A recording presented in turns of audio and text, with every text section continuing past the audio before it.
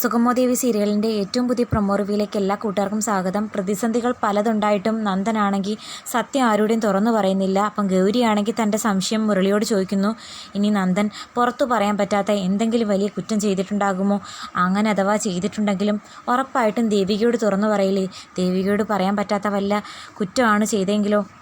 അങ്ങനെയാണെങ്കിൽ പോലും നന്ദൻ ഒരു രഹസ്യവും എന്നിൽ നിന്ന് മറച്ചു വെക്കാറില്ലെന്ന് ഉറപ്പിച്ച് പറയുന്നുണ്ട് നമ്മുടെ മുരളി. അപ്പം ഗൗരിക്കാണെങ്കിൽ പല സംശയങ്ങളും തോന്നുന്നു. നന്ദൻ്റെ പെരുമാറ്റം കണ്ടിട്ട് എന്തോ കുറ്റം ചെയ്തവർ ആ രഹസ്യം മറച്ചു വെക്കാൻ കാണിക്കുന്ന ഒരു വെപ്രാളം പോലെയാണ് തോന്നിക്കുന്നത്. അതേസമയം ദേവിയാണെങ്കിൽ തൻ്റെ മനസ്സിലുള്ള ആ വിഷമം നന്ദനെ അറിയിക്കുന്നു. നന്ദൻ ഇനിയും എന്നിൽ നിന്നും സത്യങ്ങൾ മറച്ചു വെക്കുകയാണെന്നുണ്ടെങ്കിൽ അധികം താമസിക്കാതെ നന്ദുവിനെ പോലെ ഞാനും എത്തിച്ചേരും.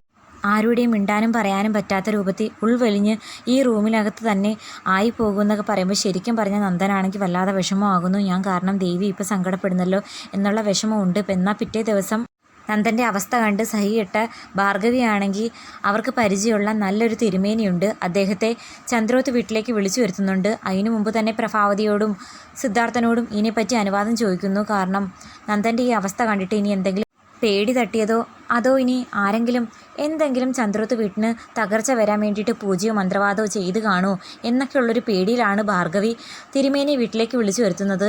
തിരുമേനി വരുന്നതും പ്രമാണിച്ച് ഗിരീഷിനെയും രജനിയെയും വിവരം അറിയിച്ച് അവരും പൂജയ്ക്ക് പങ്കെടുക്കുന്നുണ്ട്.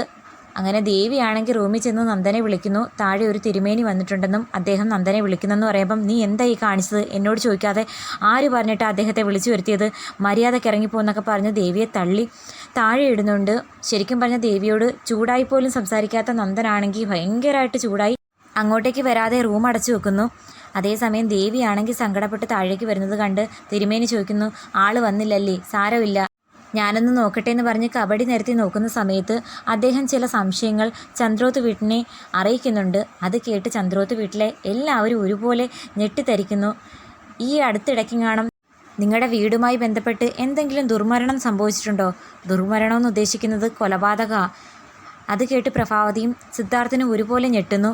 മാത്രമല്ല ദേവിയും രജനിയും ഗിരീഷും ഷോക്കാകുന്നുണ്ട്. അങ്ങനെ ഒരു ദുർമരണവും ഇതുവരെ ഈ വീടുമായി ബന്ധപ്പെട്ട് സംഭവിച്ചിട്ടില്ലെന്ന് ഗിരീഷ് പറയുന്ന സമയത്ത് അങ്ങനെയല്ലല്ലോ പ്രശ്നം വെച്ചപ്പോൾ കാണുന്നത്. നിങ്ങളുടെ വീടുമായി ബന്ധപ്പെട്ട് എന്തോ ഒരു ദുർമരണം സംഭവിച്ചിട്ടുണ്ട്. അതുമായി ബന്ധപ്പെട്ടാണ് നിങ്ങളുടെ മകന് മാനസിക അസ്വാസ്ഥ്യം കാണിക്കുന്നതെന്ന കബഡി നിരത്തിയപ്പം എനിക്ക് മനസ്സിലാക്കാൻ സാധിച്ചത്. എന്തായാലും നന്ദനോട് തന്നെ കാര്യം തിരക്കെങ്കിലേ മനസ്സിലാക്കാൻ പറ്റൂ എന്ന് പറയുമ്പം പ്രഭാവതിക്ക് ചില സംശയങ്ങൾ ആ നിമിഷം മുതൽ ഉണ്ടാകുന്നു. കാരണം തന്നെ അപമാനിച്ച് ഋഷിയെക്കുറിച്ച് യാതൊരു അറിവും ഇപ്പോൾ ഇല്ലെന്ന് മാത്രമല്ല, ഋഷിയോട് പ്രതികാരം ചെയ്യാനുള്ള ഒരു വാശിയുണ്ടായിരുന്നു നന്ദന്. ആ ഒരു തീരുമാനത്തിൽ നിന്നും തൽക്കാലം പ്രഭാവതി പിന്മാറ്റിയെങ്കിലും താനറിയാതെ ഇനി നന്ദൻ ഋഷി എങ്ങാനും കണ്ടുമുട്ടിയിരുന്നോ, അങ്ങനെ എന്തെങ്കിലും പ്രശ്നം ഉണ്ടായോ എന്നൊക്കെ സംശയങ്ങൾ ഉള്ളിൽ തോന്നുന്നു. എന്നാൽ ആരോടും തുറന്നു പറയുന്നില്ല.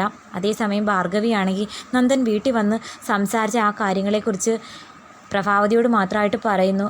ഞാൻ ആരെങ്കിലും കൊന്നു കഴിഞ്ഞാൽ ആൻറ്റി എന്നോട് ക്ഷമിക്കുമോ? ആൻറ്റിയുടെ മകനെ, അതായത് മുരളിയെ കൊന്നു കഴിഞ്ഞാൽ ആൻറ്റി എന്നോട് പൊറുക്കുമോ?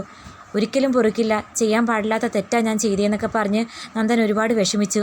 തിരുമേനി പറഞ്ഞതും എല്ലാം കൂടി ആലോചിക്കുമ്പം നന്ദൻ ഇനി എന്തെങ്കിലും അവിവേകം കാണിച്ചു കാണുമെന്ന് എനിക്കൊരു പേടിയുണ്ട് കുഞ്ഞേന്ന് പറയുമ്പം പ്രഭാവതിയാണെങ്കിൽ ആകെ സങ്കടപ്പെട്ട് തൻ്റെ സംശയം ഭാർഗവിയോട് തുറന്നു പറയുന്നു.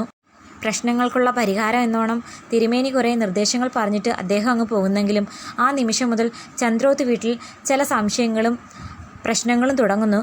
നന്ദൻ ഇനിയും രഹസ്യങ്ങൾ മറച്ചു വെച്ചാൽ പറ്റില്ല എന്നുള്ള വാശിയിൽ അവർ കൊലപാതകം ചെയ്തിട്ടുണ്ടോ എന്ന മട്ടിന് തന്നെ നന്ദനോട് ചോദിക്കുമ്പം വിഷമത്തിൽ ടെൻഷൻ അടിച്ച് നന്ദനാണെങ്കിൽ എല്ലാ സത്യങ്ങളും തുറന്നു പറയാൻ ശ്രമിക്കുന്നു.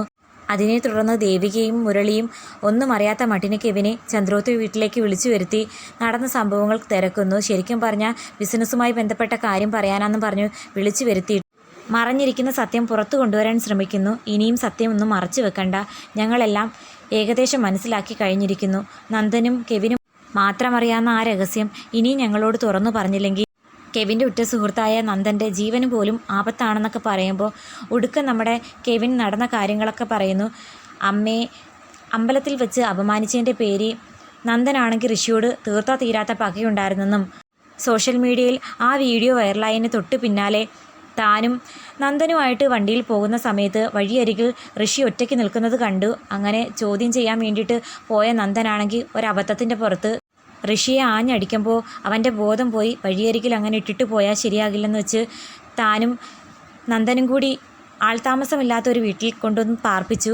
പക്ഷേ പിന്നീട് ബോധം വന്ന ഋഷിയാണെങ്കിൽ നന്ദനുമായിട്ട് വഴക്കുണ്ടാക്കിയതിൻ്റെ പേരിൽ നന്ദൻ അവിടെ കിടന്ന ഒരു തടിക്കഷ്ണം എടുത്ത് അവൻ്റെ തലക്കടിച്ചു. പിന്നീടുണ്ടായ ശ്വാസമുട്ടലിൽ ഋഷിയുടെ ജീവൻ പോയെന്നും പിന്നെ കുഴിച്ചിട്ടു എന്നുള്ള കാര്യമൊക്കെ പറഞ്ഞു കേൾക്കുമ്പോഴത്തേക്കും നന്ദൻ്റെ വിഭ്രാന്തിയുടെ കാരണം ചന്ദ്രോത്ത് വീട്ടിലെ എല്ലാവരും മനസ്സിലാക്കുന്നുണ്ട്. എല്ലാവരെയും ഒരുപോലെ ഉലയ്ക്കുന്ന ആ സംഭവത്തിന് എന്ത് തീരുമാനം അല്ലെങ്കിൽ എന്ത് പരിഹാരമായിരിക്കും ഇനി കാണാൻ പോകുന്നതെന്ന് കാത്തിരിക്കാം.